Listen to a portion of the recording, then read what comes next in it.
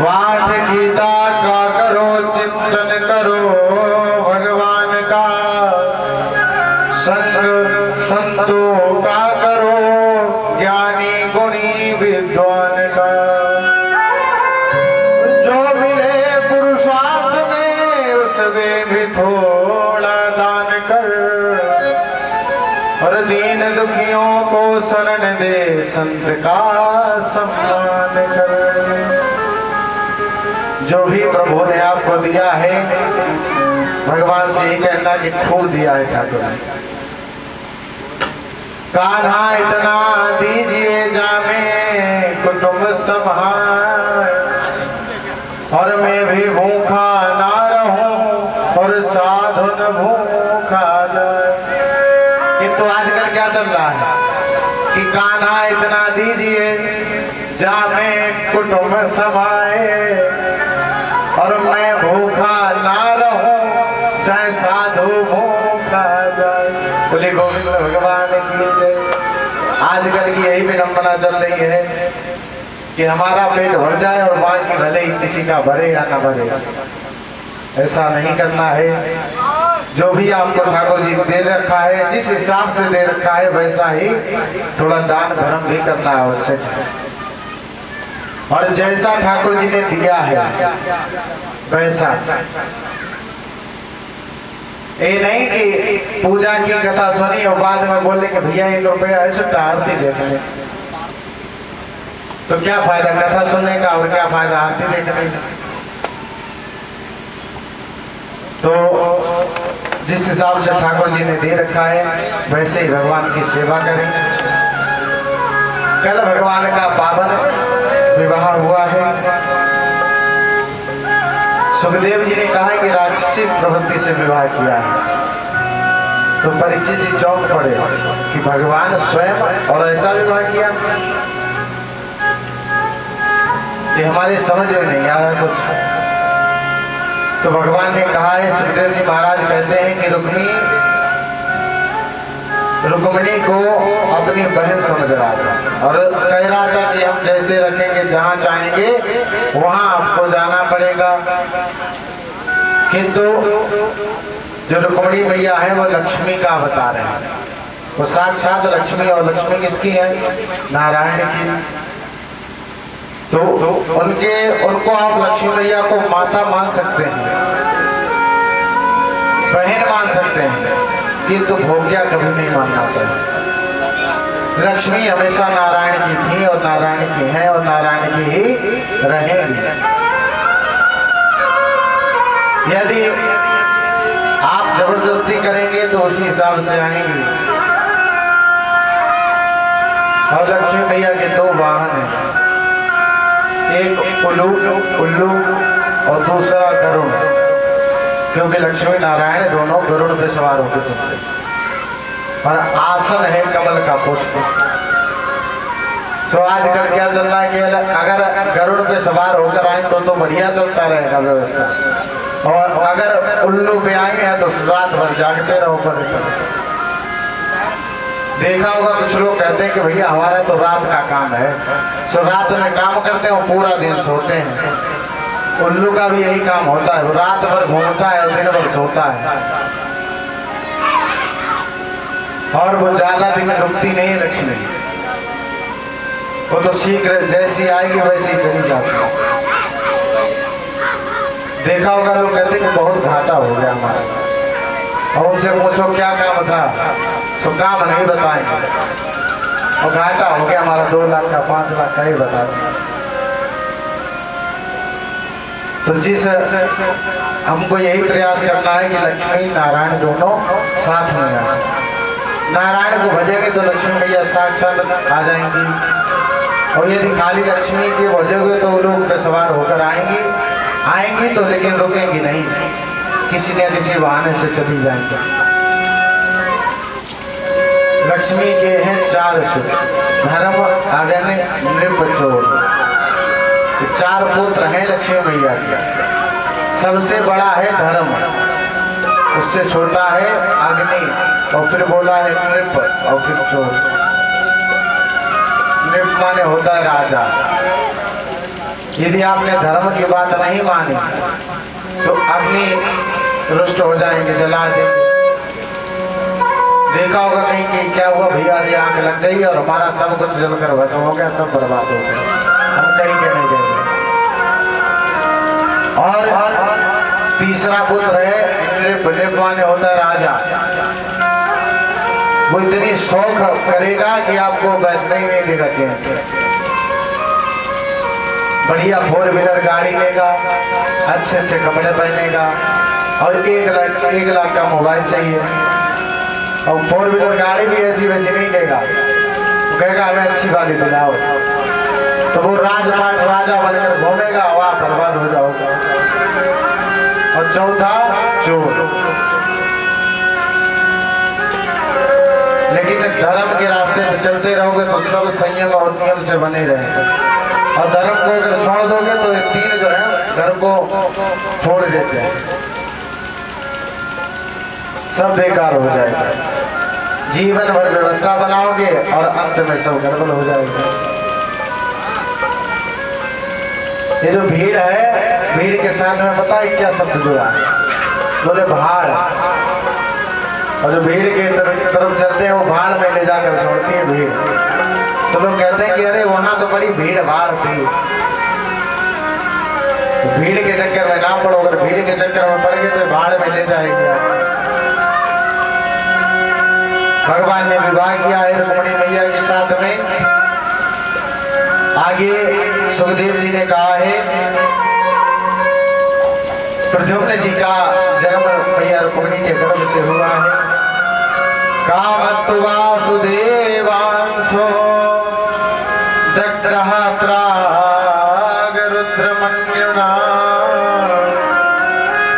देहो भवतये भूयस्तमेव व्रतपत्यतः। आज क्या हुआ है भगवान के यहाँ कालांतर में रुक्मिणी मैया के गर्भ से प्रद्युम्न जी का जन्म हुआ। ये प्रद्युम्न जी कौन है?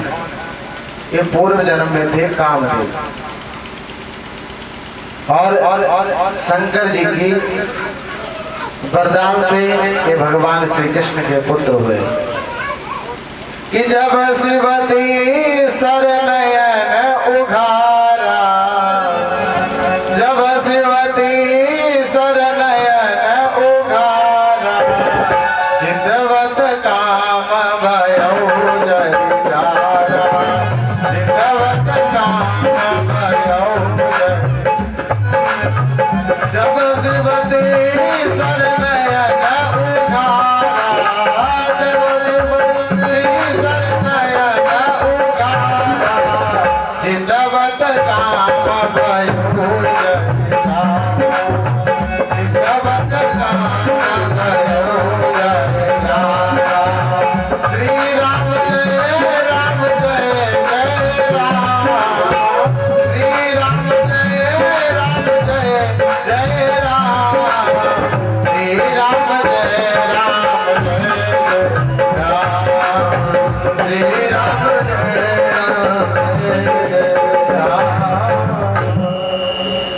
आज भगवान ने तीसरा नयन जैसे ही खोला तो कामदेव जलकर भस्म हो गए थे। और फिर तो इनकी पत्नी थी रति, कामदेव की पत्नी रति। तो भगवान जी की शरण में आ गए, कहती है कि प्रभु आपने तो हमारे पति जी को जला दिया है, हम कहाँ जाएं? तब भगवान ने उससे कहा है कि चिंता मत करो, आगे जब यदुवंश में भगवान श्री कृष्ण का अवतार होगा तो उनके पुत्र के रूप में यही कामदेव जी वहां उत्पन्न होंगे, तब तुम्हारे पति होंगे। जब यदुवंश कृष्ण अवतारा, जब यदुवंश कृष्ण अवतारा, होए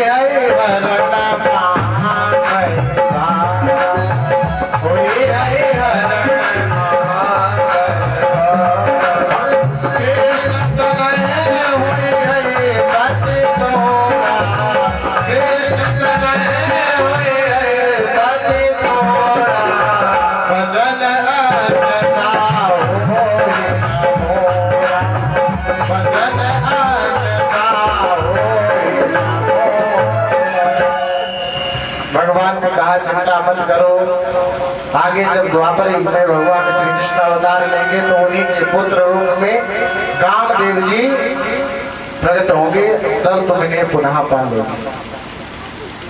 आज भगवान प्रद्युम्न जी का जन्म हुआ है और इनका छठी का महोत्सव चल रहा है। जन्म के सिर्फ 6 दिन ही हुए और इनका एक संबरासुर नाम का देव थे, वो बड़ा ही अपना शत्रु समझकर और इनको ले आया है, हरण कर लिया शोधिका ग्रह से। तो परीक्षित जी बोले हैं कि शोधिका ग्रह से कैसे हरण किया और संबरासुर कैसे शत्रु बना। भाई कोई बालक का जन्म हो तो उसका शत्रु सुनकर बड़ा आश्चर्य होगा। तो संबरासुर पूर्व जन्म से ही कामदेव जी का दुश्मन है, शत्रु है। उसने तपस्या की थी कि जो रति थी उनको पति के रूप में प्राप्त करे, किंतु कामदेव जी ने भी तो तपस्या की थी और इधर तो दोनों को वरदान दे दिया था शंकर जी ने। बड़े भोले वाले हैं हमारे महाराज, भोले बाबा बड़े भोले वाले हैं, ये याद नहीं रहते वरदान देकर और सबसे जल्दी प्रसन्न हो जाते हैं। तो इनको वरदान दिया है कि चिंता मत करो, तुम्हारा भी कल्याण होगा। और कामदेव जी के सरस्वती का विवाह हो गया तो ये अपना शत्रु समझने लगा। उसी का बदला लेने के लिए आज संबरासुर इनका हरण करके ले गया है। और क्या किया इसने, कहा कि हम इसे मार डालेंगे और मारने की भावना से समुद्र में फेंक दिया उस बालक को। समुद्र में एक बहुत बड़ी मछली रहती थी, उसने प्रद्युम्न जी को निगल लिया, किंतु पेट के अंदर जाकर भी जीवित है क्योंकि भगवान के अंश है। और प्रद्युम्न जी शक्तिशाली थे बहुत। आज क्या हुआ, एक बहेलिया आया, उसने मछली को फांसा है तो वही मछली फंस गई और बहुत भारी मछली थी। तो उसने कहा लाओ संबरासुर को हम भेंट में दे दें, तो संबरासुर प्रसन्न हो जाएंगे हमसे, और ले जाकर भेंट में दे दिया। तो संबरासुर के रसोइया ने जब इसको बनाने के लिए इसको काटा है तो पेट से एक सुंदर सा बालक निकला। और कामदेव जी की पत्नी जो पहले रति नाम से थी, उनका जन्म हुआ है। अब मायावती के नाम से इनके घर पे काम करती हैं, रसोई घर में। और नारद जी ने क्या किया, आकर सब वृतांत बता दिया है कि तुम्हारे पूर्व जन्म के कामदेव पति हैं, जिन्हें संबरासुर ने हरण करके समुद्र में डाला था और ऐसे करके यहाँ पर आ चुके हैं। तो रति जो थी उस बालक को ले लिया, उसका पालन पोषण करने लगे। इधर रुक्मणी मैया बड़ी ही दुखी हो रही है कि हमारा बताओ 6 दिन का बालक कहाँ चला गया है। अब एक कामदेव जी की सेवा करने लगे रति। धीरे धीरे जब प्रद्युम्न जी बड़े हुए हैं और जब बालक बड़ा हो जाता है तो भाव जानने लगता है किसका कैसा भाव है। तो आज क्या हुआ, रति जो थी पति भाव से सेवा कर रही है उसकी। वो जान गया, कहता है कि माता, तो ये बोली कि हमें माता मत बुलाओ, हम तो तुम्हारी पत्नी है। अच्छा बच्चों को जो बताओगे वो वैसा ही मान लेते। आपने देखा होगा यदि आपकी शत्रुता किसी में चल रही है और बालक का जन्म हुआ तो बच्चा थोड़ी ना जानता है कि हमारे ये शत्रु हैं कि मित्र हैं। आप जब बताओगे कि बेटा उनके यहाँ मत जाना, उनसे हमारी लड़ाई चलती है, वो बोलते नहीं है, ऐसी ऐसी बात है, उनके घर पे खाना नहीं खाना, पानी नहीं पीना, जब सब बता दोगे तो बालक खुद नहीं जाएगा उनके यहाँ। तो आज जो मायावती के नाम से रहती थी कामदेव जी की पत्नी रति, इन्होंने कहा है कि आप हमारे पूर्व जन्म में कामदेव नाम के पति थे और शंकर जी का वरदान है, इसलिए आप इस जन्म में प्रद्युम्न के रूप में आए हैं। और ये संबरासुर जो है आपका पुराना शत्रु है, आपसे शत्रुता रखता है। अब जब संबरासुर को पता चला है कि कामदेव है और सारा वृतांत पता चल गया तो युद्ध करने के लिए पहुंच गया संबरासुर। तो संबरासुर को प्रद्युम्न जी और संबरासुर का युद्ध हुआ है। प्रद्युम्न भगवान ने संबरासुर को खत्म कर दिया, मार दिया और आकाश मार्ग से अपनी माता के पास चल दिए हैं। तो सबने जब देखा है तो प्रद्युम्न जी बिल्कुल भगवान श्री कृष्ण के तरह लग रहे हैं।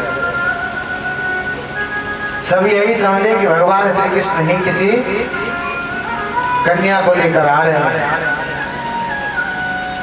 जब आए हैं तो पता चला कि ये प्रद्युम्न जी हैं और मैया ने देखा है तो बड़ी प्रसन्न हो गई। कहती है कि चलो हमारा पुत्र गया था किंतु जब वापस आया है तो बहू के साथ लेकर आया। बोले गोविंद भगवान की जय। आज बड़ी प्रसन्न है और सबने स्वागत किया है। नारदो कथयत सर्वं संबराहरणादिकम्। इधर नारद जी पहले ही आके सब बता दिए कि ऐसा ऐसा हुआ था, संबरासुर ले गया था आपके पुत्र को और आज प्रद्युम्न जी ने संबरासुर को मार डाला है और आपके यहाँ आ रहे हैं। तो सब पहले से ही जानते थे। आज भगवान ने परीक्षित जी ने सुना है कि भगवान के 16,108 विवाह हुए हैं, किंतु आपने हमें एक का ही वर्णन सुनाया। तो सुखदेव जी ने कहा कि चिंता मत करो, हम आगे सब सुनाएंगे, किंतु आपको प्रतीक्षा करनी पड़ेगी। तो आज परीक्षित जी कहते हैं कि ठीक है प्रभु, आप जैसे ही हमको सुनाते जा रहे हैं तो हमारे कान जो है इतना सुंदर लग रहा है कि और बढ़ती जाती है हमारी भक्ति। सुखदेव जी ने कहा कि यही तो मनुष्य का कर्तव्य है कि भगवान की ओर बढ़ना चाहिए। अरे जीवन भगवान ने हमें किस लिए दिया था और हम कहाँ जा रहे, कहाँ कर रहे, क्या कर रहे हैं। हम जब गर्भाशय में थे तो भगवान जी से हाथ जोड़कर कहा था कि प्रभु इस नरक से निकाल दो। सबसे बड़ा नरक कहा गया है गर्भाशय को। जब मातृ गर्भ में बच्चा होता है उससे बड़ा कोई नरक नहीं है। गर्भ में इतनी यातना, इतनी पीड़ा सहनी पड़ती है व्यक्ति को कि शायद ही कहीं सहनी पड़ती है। मल मूत्र रक्त आदि निकलता है उधर से और उल्टे लटके होते हैं मातृगर्भ में। उत्तान पाद ऊपर को पैर किए हुए रहते उसमें रहते हैं गर्भाशय में। और देखा होगा, कहते हैं कि मनुष्य जब संसार में आता है तो सीधा हो जाता है, जन्म होता है उल्टा। ये जड़ है, ये भाई इसे जड़ कहा गया। पहले गर्भाशय में यही बनता है, वो बाद में इससे हाथ पैर या शरीर निकलता है। किंतु जब हम इस संसार में आते हैं तो सीधे हो जाते हैं। बोलिए गोविंद भगवान की जय हो। अनमोल तेरा जीवन यूं ही गवा रहा है और किस ओर तेरी मंजिल किस ओर जा रहा है। अनमोल तेरा जीवन यूं ही गवा रहा है, किस ओर तेरी मंजिल किस ओर जा रहा है, किस ओर तेरी मंजिल किस ओर जा रहा है।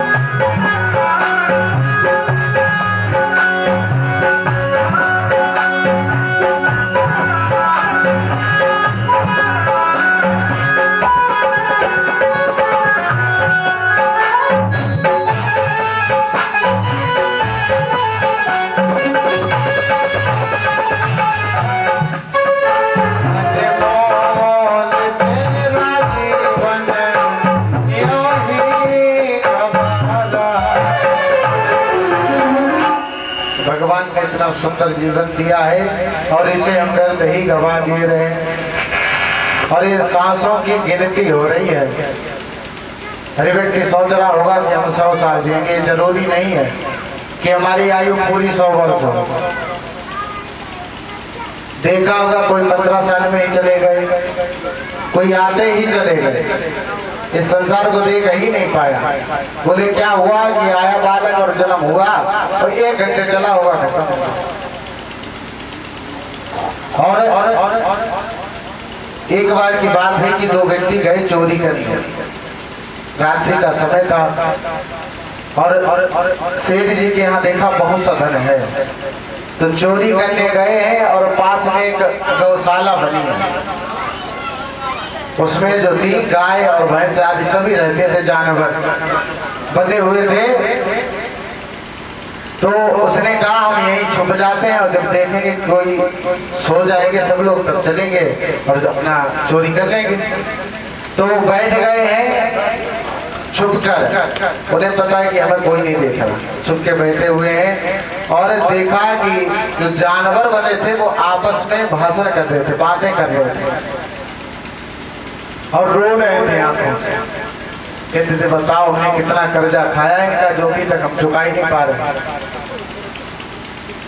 एक गाय और भैंस जो है ये पूर्व जन्म का कर्ज खाकर बैठी, तो इस जन्म में लोगों ने देखा होगा कुछ लोग दूध का धंधा करते हैं, तो ले लिया वो दूध बेच कर उनका कर्ज उतार रहे हैं।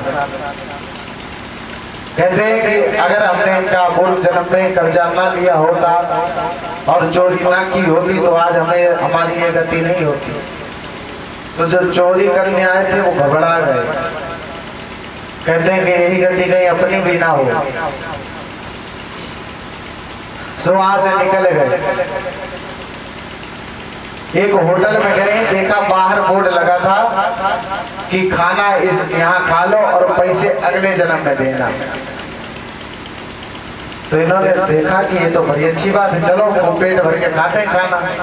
गए हैं अंदर, खूब भोजन पेट भर के खाया। इधर क्या हुआ, भोजन तो कर लिया इन्होंने, अब वेटर आया है बिल लेकर, इनके सामने रखा है कि आपका 2500 का बिल हुआ है।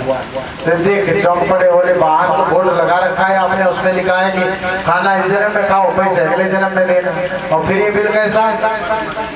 तो उन्होंने कहा कि ये जो बिल है अब आपका नहीं, इस समय का नहीं है, ये पिछले जन्म में आप खा गए थे उस जन्म का बिल है, सुधरना पड़ेगा। बोले गोविंद भगवान की जय।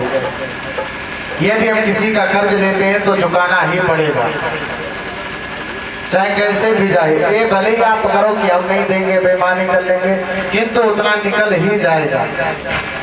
एक ही व्यक्ति थे, उनका पुत्र बीमार हुआ तो उन्होंने कहा कि इतना पैसा लग चुका है और पुत्र बचता नहीं, हमारा सही नहीं हो रहा। तो उनके पुत्र ने कह दिया कि अभी 15,600 रुपए और लगेंगे। तो वही हुआ, 15,600 रुपए जैसे ही लगे वह पुत्र चला गया। कहता है कि इतना कर्ज हमारा तुम पर था। तो व्यक्ति को ये ना सोचे, जीवन भगवान ने बड़ा ही अनमोल है और इधर उधर पढ़कर अगर फंसा देंगे तो कुछ काम बनने वाला नहीं।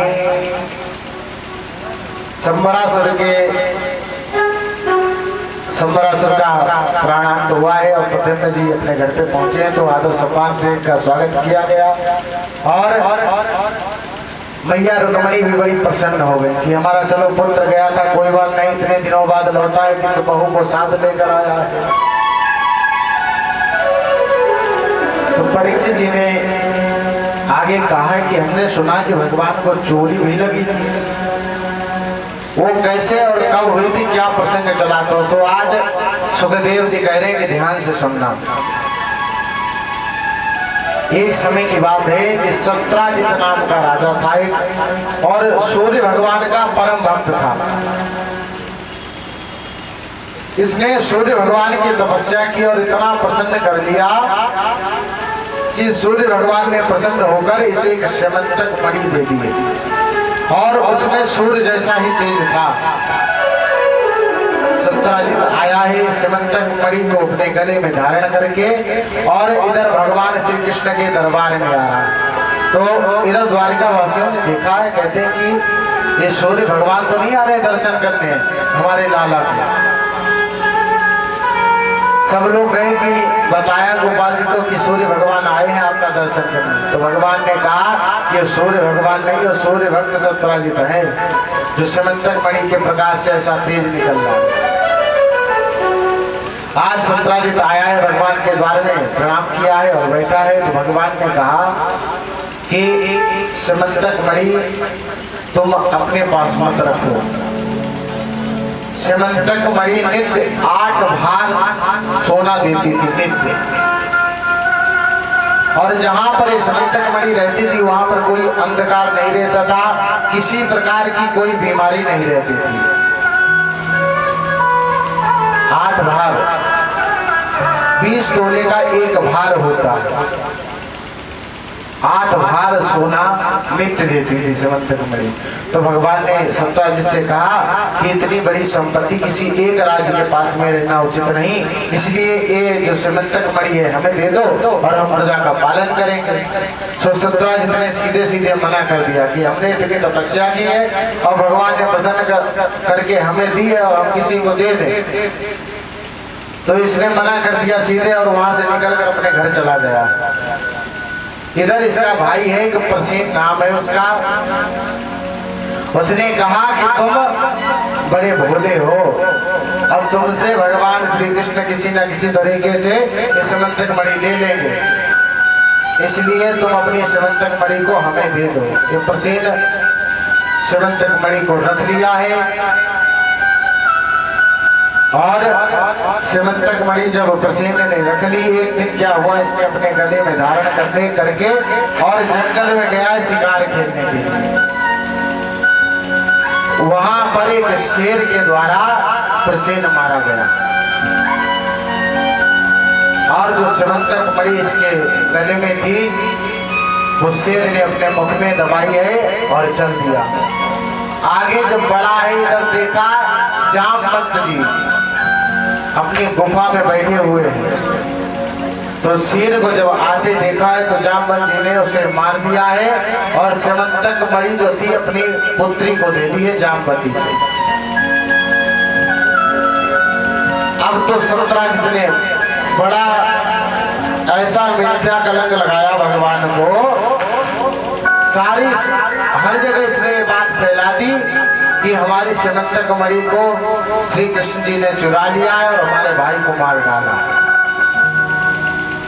धीरे धीरे धीरे धीरे आवाज पूरे गांव में पता चल गई, पूरे राज्य में फैल गई, भगवान के कानों में पहुंची। जैसे ही बात भगवान ने कहा कितना झूठा कलंक हमें लग रहा है, हमारी प्रजा बड़ी ही दुखी होगी कि हमारा राजा ऐसा है। तो भगवान ने शांत किया, यदुवंशियों को साथ में लिया है और उस मणि की खोज में निकल पड़े। आज जंगल में गए हैं, देखा है प्रसेन मरा पड़ा। फिर आगे बढ़े हैं तो देखा कि शेर भी मरा पड़ा है और एक बहुत बड़ी गुफा है, उसके अंदर भगवान जी प्रवेश करने लगे और जो बाकी यदुवंशी थे उन सबसे कहा कि आप लोग यहीं इंतजार करो, हम अंदर देख कर आते हैं, यदि मणि होगी तो ले आए। और गोपाल जी उसमें अंदर चले गए हैं। इधर जामवान की पुत्री जामवती मणि के साथ में बैठी हुई थी। उसने जैसे ही गोपाल जी को देखा तो बड़ी तेज चिल्ला उठी, क्योंकि कभी कोई बाहरी मानव देखा नहीं था इसने। अब घबरा गई, सब बड़ी तेज चिल्ला पड़ी है। जामवंत जी ने अपनी पुत्री की चिल्लाहट जैसे ही सुनी सो दौड़ पड़े हैं और आए सीधे न पूछा न बताया, सीधे युद्ध प्रारंभ कर दिया। अब भाई यदि कोई शत्रु भी आपके द्वारे अगर आता है, आपके पास आया तो उससे आप पूछोगे भैया क्या बात है और क्यों आए हो, क्या कारण है। ये तो नहीं कि सीधे जाके आप लड़ने लगोगे उससे। जामवंत जी ने यही किया, सीधे आए और लड़ने लगे, कुछ पूछा बताया नहीं। 27 दिनों तक युद्ध चला है भगवान श्री कृष्ण और जामवंत जी का। ये जामवंत जी कौन है? बोले जो रामावतार जब भगवान का हुआ था तो जामवंत जी किसी को लड़ नहीं पाते किसी से, तो इनकी अभिलाषा अधूरी रह गई कि हम भी किसी से लड़ लेते, कोई योद्धा हमारे लिए भी मिल जाता, किंतु जामवंत जी के लायक कोई योद्धा ही नहीं था। जामवंत जी से कोई लड़ ही नहीं सकता था, इतने बलवान थे जामवंत। जामवंत जी ने कहा कि प्रभु हमारे समान कोई योद्धा में लग ही नहीं रहा है, आप ही एक योद्धा ऐसे हैं जो हमारी बराबरी कर सकते हैं। तो भगवान ने रामावतार में कहा था कि चिंता मत करो, तुम्हारी भी कामना को पूर्ण करेंगे। इधर वही जामवंत जी बैठे हुए थे, 27 दिनों तक युद्ध हुआ है। 28वें दिन भगवान ने ऐसा फुक्का मारा है कि जामवंत जी की सब शक्ति चूर हो गई और नीचे पृथ्वी पर गिर पड़े। जामवंत जी तुरंत ये समझ गए कि ऐसी गति तो हमारे श्री राम ही कर सकते हैं और ऐसी गति हमारी कोई नहीं कर सकता। तो तुरंत ही भगवान के शरण में आए, हाथ जोड़कर प्रणाम किया, कहते हैं कि प्रभु हमें आप क्षमा करो, हमने आपको पहचान नहीं पाया, आप ही हमारे प्रभु राम हैं और मैंने अपने स्वामी पर हाथ उठाया, युद्ध किया है, मैं बहुत बड़ा अपराधी हूँ। और कहते हैं कि प्रभु आपका आगमन किस कारणवश हुआ है? तो भगवान ने कहा कि श्रीमंतक मणि जो थी प्रसेन के द्वारा चोरी हो गई थी और मणि है तुम्हारे पास और इसकी चोरी लगाई जा रही है हमें। सो मणि को ढूंढने के लिए आए थे और उधर देखा है तो शेर था, इसीलिए हम तुम्हारे अंदर आए गुफा में। आज क्या हुआ? जामवंत जी ने कहा कि हम मणि तो अपनी पुत्री को दे चुके हैं और पुत्री का धन जो है वो दिया नहीं जाता। तो आज इन्होंने क्या किया? कहते हैं भगवान जी से कहा कि प्रभु आपसे मेरा एक निवेदन है, आप स्वीकार कर लीजिए। भगवान बोले कि हमने अपनी पुत्री को मणि दे दी, अब उससे ले तो सकते नहीं, इसलिए आप मेरी पुत्री को ही स्वीकार कर लीजिए। भगवान ने कहा ठीक है, जैसी तुम्हारी इच्छा। आज भगवान ने जामवती के साथ में विवाह किया है और वापस आए हैं लौटकर, सारी प्रजा को मणि दिखाई है और सत्राजित को बुलाया है और सत्राजित से कहा कि देखो ये रही तुम्हारी मणि, तुमने इसका हमें चोरी लगाई थी, ये मणि तुम्हारे भाई को एक शेर ने मार डाला था, शेर गया था जामवंत जी की गुफा में और सारा वृतांत बता दिया भगवान। और कहते हैं कि अगर सबूत चाहिए तो देख लो, और साथ में सबूत भी लाए हैं। ये जामवती जी जो है ये प्रक्षत स्वरूप है, आपको सारा वृतांत ये बता सकती है। अब जैसे ही प्रजा ने सुना तो भयंकर गालियां दी हैं सत्राजित को, अरे तू कितना मूर्ख है, तूने हमारे प्रभु हमारे राजा को कलंक लगाया झूठा,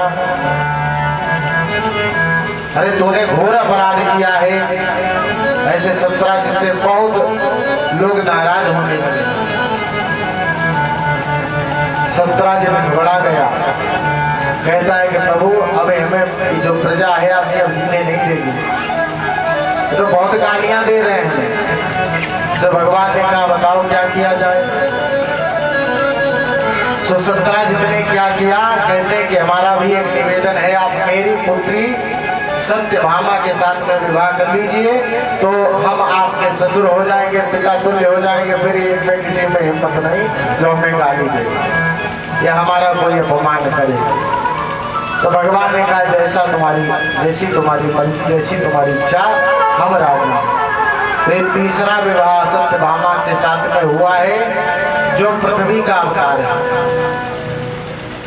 आज भगवान ने सत्यभामा के साथ में विवाह किया है तो सारी प्रजा ने गालियां बंद कर दी है और जो मणि थी उस सत्राजित ने भगवान को कहा कि दहेज में आप रख लो, किंतु भगवान ने मणि को नहीं दिया। भगवान ने कहा यदि हम तुम्हारी ये मणि रख लेंगे तो ये सारी प्रजा कहेगी भगवान ने लालच बस विवाह कर दिया। इसलिए तुम मणि अपने पास ही रखो, किंतु इससे जो सोना भार निकलता है वो हमारी राज्य में दे देना, उससे प्रजा का पालन होगा। इस भाव से भगवान के 3 विवाह हुए हैं। पहला रुक्मिणी के साथ में, दूसरा जाम्बती के साथ में, तीसरा सत्यभामा के साथ में। यहाँ पर भगवान के 3 विवाह पूर्ण हुए। आगे जब भगवान ने कहा, एक दिन क्या हुआ है, एक सतधनवा नाम का राक्षस है, दैत्य। इधर अक्रूर जी हैं और कृतवर्मा ने सोचा कि सतधर्मा बहुत बड़ा दैत्य है, इसका मर जाना ही ठीक है। तो अक्रूर जी और कृतवर्मा जी ने एक योजना बनाई। बोले क्या किया जाए? बोले कि चलो इसे भड़काते हैं। अक्रूर जी और कृतवर्मा जी दोनों लोग पहुंच गए हैं और सतधर्मा से क्या कहा? कहते हैं कि देखो, सत्यराज ने कहा था कि अपनी पुत्री का विवाह तुम्हारे साथ करेंगे, किंतु तुम्हारे साथ विवाह नहीं किया, उन्होंने भगवान श्री कृष्ण के साथ विवाह कर दिया। बोले और जो मणि से धन निकलता है वो भी उन्होंने ही दे दिया उनको, सत्यराज ने भगवान को दे दिया और तुम खाली रह गए। तो बदला लो अपना जाकर। तो आज सतधनवा बदला लेने की भावना से सत्यराजित के घर गया और सत्यराजित का वध कर दिया है, मार दिया है और मणि लेकर वहां से भाग आया। इधर सत्यभामा जी को पता चला है कि हमारे पिताजी खत्म हो गए हैं। भगवान श्री कृष्ण जी हस्तिनापुर को गए थे, आज अपने पिता की मृत्यु हो गई है, मृत सबको तेल में रख दिया है और भगवान के पास चली गई। भगवान को जब पता चला है कि हमारे ससुर जी नहीं रहे तो बड़ा ही इन्हें दुख हुआ है और पता लगाया कि कैसे हुआ, सारा वृतांत पता चला है। तो सतधनवा को मारने के लिए भगवान कृष्ण और बलराम जी चले गए। बोले हम इस दुष्ट को छोड़ेंगे नहीं, और अक्रूर जी तो यही चाहते थे। सतधनवा को पता चला है कि कृष्ण और बलराम आ रहे, तो डर के मारे अक्रूर जी के शरण में गया। कहता है कि अब आप लोगों ने हमें भड़काया था और हमने कर्म कर दिया, अब आप बताओ हम कहाँ जाएं? कृष्ण और बलराम आ रहे, अब हमें वो छोड़ेंगे नहीं। सो अक्रूर जी ने कहा कि भैया हम कृष्ण और बलराम से शत्रुता नहीं लेंगे, तुम कहीं भी जाओ, हम नहीं जानते कुछ। आज सतधनवा ने क्या किया, डर के मारे उस तक मणि को अक्रूर जी के पास छोड़कर और भाग गया। आगे जाकर इसके रथ के जो घोड़े थे वो थक गए हैं, गिर पड़े हैं। भगवान गए हैं, सतधनवा को पकड़ लिया है और इसका वध कर दिया, उद्धार कर दिया। बोले गोविंद भगवान की जय। किंतु मणि इसके पास देखी तो मणि निकली ही नहीं। भगवान ने बलराम जी से कहा कि बाबूजी मणि तो है ही नहीं इसके पास। तो बलराम जी ने कहा कि चिंता मत करो, यहीं कहीं इसने कहीं रख दी होगी मणि, द्वारका में ही होगी किसी के पास। बात पता चली है तो अक्रूर जी को बुलाया गया है, पूछा है कि समंतक मणि सतधनवा के पास नहीं निकली है। तो अक्रूर जी ने तुरंत ही अपनी झोली में हाथ डाला और रेशमी रुमाल में उस मणि को बांध रखा था और निकाल कर भगवान को दे दी है। भगवान ने मणि को दिखाए और कहा कि अक्रूर जी बड़े ही अच्छे व्यक्ति हैं और इनके अंदर सुंदर भावना है, यदि ये चोरी करना चाहते तो मणि को दिखाते ही नहीं, अपने पास ही रख लेते। तो उस मणि को अक्रूर जी को ही दे दिया है, कहा अब इसकी रक्षा करना, इसकी सब आपकी जिम्मेदारी है। अक्रूर जी ने मणि को धारण किया है और विचरण करते हैं, भगवान का भजन करते रहते हैं। आगे चलकर परीक्षित जी ने प्रश्न किया कि प्रभु हमने सुना है भगवान के 16,108 पत्नियां थी, किंतु आपने हमें इनका तो सुना दिया है कि 3 ही विवाह भी हुए हैं, आगे फिर और कैसे विवाह हुए? तब भगवान ने कहा इंद्रप्रस्थ गए थे हस्तिनापुर, और वहां अर्जुन आदि के साथ में भ्रमण करने के लिए निकले। तो भ्रमण किया, जब यमुना जी के किनारे पहुंचे तट पर, तो इन्होंने देखा है कि कन्या है और तपस्या कर रही है यमुना जी के किनारे बैठ। तो अर्जुन को भेजा है कि जाओ पता करो, देखो क्या बात है। अर्जुन जी गए हैं, कहा है कि आप कौन हो और यहाँ क्या कर रही हो। सो बोली कि मैं सूर्य पुत्री यमुना हूँ और भगवान विष्णु को पति बनाने के लिए तपस्या कर रही है। तो अर्जुन जी ने गोपाल जी की तरफ देखा, कहते हैं कि प्रभु हमें लगता है कि आपकी बृहस्पति बड़ी तेज चल रही है, आजकल आपके विवाह होते ही जा रहे हैं, लोगों का एक नहीं हो रहा है और आपके बताओ विवाह होते जा रहे हैं। शिशुपाल को देखो, दूल्हा बने बैठे रहे और दुल्हन चली गई, और इधर आपके विवाह के विवाह होते जा रहे हैं। भगवान गए हैं, पूछा है कि तुम कौन हो। कहती है कि मैं कालिंदी हूँ, यमुना, और मैं आपको पति बनाने के लिए तपस्या कर रही हूँ। भगवान जी ने कहा कि ठीक है आ जाओ। भगवान जी ने यमुना के साथ में विवाह किया है। फिर भगवान का 5वां विवाह हुआ है मित्रविंदा के साथ। बिंद और अनविंद नाम के उज्जैन के राजा हैं, इनकी बहन है मित्रविंदा, जो भगवान श्री कृष्ण से ही विवाह करना चाहती है, किंतु ये लोग चाहते हैं कि हमारी बहन का विवाह उनके साथ ना हो, और अपनी बहन को रोक दिया सभा। आज क्या हुआ, दुर्योधन आदि सभी कौरव आदि बैठे हुए हैं, कई राजा बैठे हुए हैं, और इसने क्या किया कि तुम जिसको देखना उसी के जिसको जो तुम्हें अच्छा लगे उसे ही अपना वर चुन लेना। किंतु मित्रविंदा के मन में तो भगवान हमारे ठाकुर जी बैठे हुए हैं। उसने कहा हम उनके अलावा और किसी को वर नहीं चुनने वाले। इधर भगवान ने कहा कि मेरे भक्त को कोई परेशान नहीं कर सकता। आज भगवान जी वहां आए हैं, सभा में आकर देखा है और मित्रविंदा का हरण करके ले आए। सब राजा देखते ही रहे, किसी की हिम्मत नहीं पड़ी कि वहां जाकर किसी भगवान जी से कोई बात करता कि यहाँ क्यों आए और कन्या को क्यों ले जा रहे हो। सब डर के मारे बैठे रहे यथास्थान, किसी की हिम्मत नहीं पड़ी कि पास जाए। अच्छा आजकल ऐसा होगा बताओ, इस भावना से अगर कोई आए तो पहली बात तो घुसने ही नहीं देंगे, और घुस भी गया तो तुरंत ही गोविंदाय नमो नमः हो जाएगा। लेकिन उधर किसी की हिम्मत नहीं पड़ी, क्योंकि जानते हैं भगवान का क्रोध भी बड़ा भयंकर है, और जिसको पकड़ा उसे छोड़ा नहीं भगवान ने। या तो तार दिया या तो मार दिया। बोली गोविंद भगवान की जय। पूतना आई तो उसे तार दिया, और अन्य जो दे दिया उन्हें मार दिया है। जिस भावना से जो व्यक्ति इनकी शरण में जाएगा उसे वैसा ही फल प्राप्त होगा।